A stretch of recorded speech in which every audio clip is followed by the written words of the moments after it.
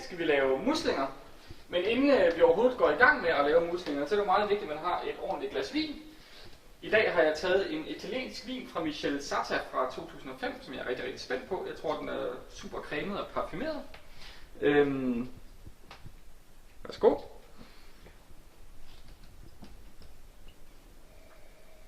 Hold da op, den dufter godt. Den vender jeg lige tilbage til. Først så renser man alle sine muslinger.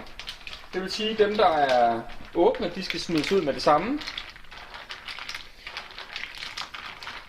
Og man piller lige, hvis der er lidt skæg eller noget andet på, så skal det også af. Dem her, de er rigtig fine. Her er der 2 kilo. Så har vi alle ingredienserne her. Det vi skal bruge, det er hvidløg. Så skal vi bruge chili. Det her, det er 30 gram ren ondskab fra Thailand. Hvis det er en helt almindelig chili, så vil man selvfølgelig kunne bruge lidt mere, afhængig af, hvordan man vil have det. Så er der nogle grønne oliven. Så er der nogle løg. Her er der lidt blandet løg. Det smager faktisk bedst med rødløg. Jeg havde bare kun et. Så er der hakket tomater, og så er der masser af estragon. Estragon er helt fantastisk sammen med muslinger. Men det vi simpelthen starter med at gøre, det er, at vi tager lige det her spækbræt herover, putter hvidløget og chilien ned i.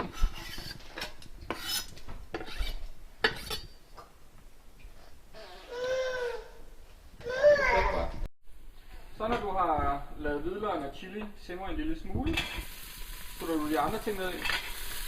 Der er overhovedet ikke 30 gram chili dernede, der er måske 1 eller 2 gram ren ondskab.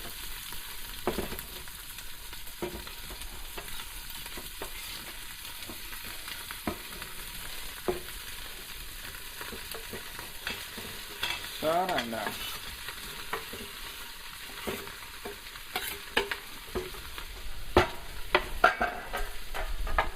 Prøv at lige gå rundt i gryden.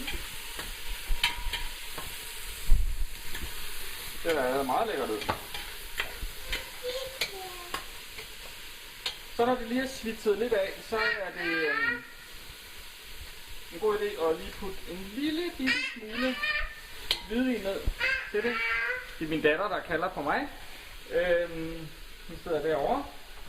Så tager vi hvidvin. Jeg vil tage den her. Det skal være en tør hvidvin, og det er den der ikke. Så nu tager jeg en anden en. Det er en tysk hvidvin. Den er en lille skvat i, ikke for meget.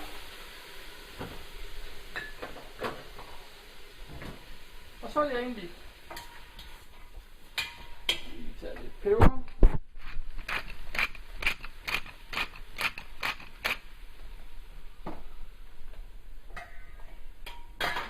Lægger jeg låg på. Så skal den simre i en 5-10 minutter eller sådan noget, til tomaterne de ligesom har frigivet skinnet, og at der begynder at være en lille lækker suppe dernede, inden jeg putter muslingerne i. I mellemtiden så kan jeg jo lige smage på den her. Og Michele Satta dufter helt vildt godt.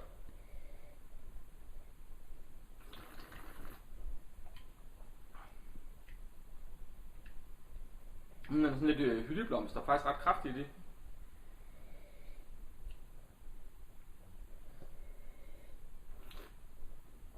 Fed og cremet. Super lækker italiano. Så kan vi se her. Så har vi ved at have noget, der ligner en lækker lille suppe hernede. Så tager jeg muslingerne. Jeg har snydt lidt. Jeg har hældt vandet fra.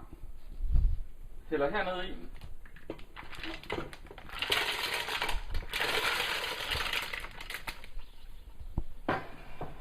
Skruer lige max op for blusset. Og så vil jeg give dem en 4 minutter. Og så lukker jeg her. Og så skal vi spise om 4 minutter. De ser jo dejligt fine, færdige og åbne ud. Jeg tager lige et lille squeeze salt her. Jeg tager lidt fløde. Lidt mere måske. Sådan. Lidt squeeze.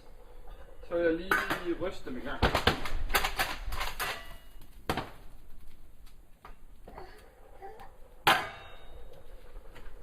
Slukker. Så tror jeg faktisk, vi vil være klar til at få noget at spise.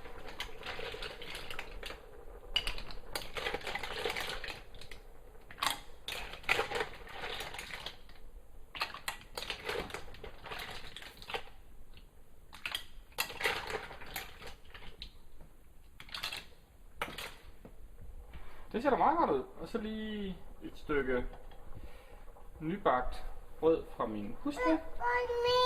Værsgo, vi skal spise!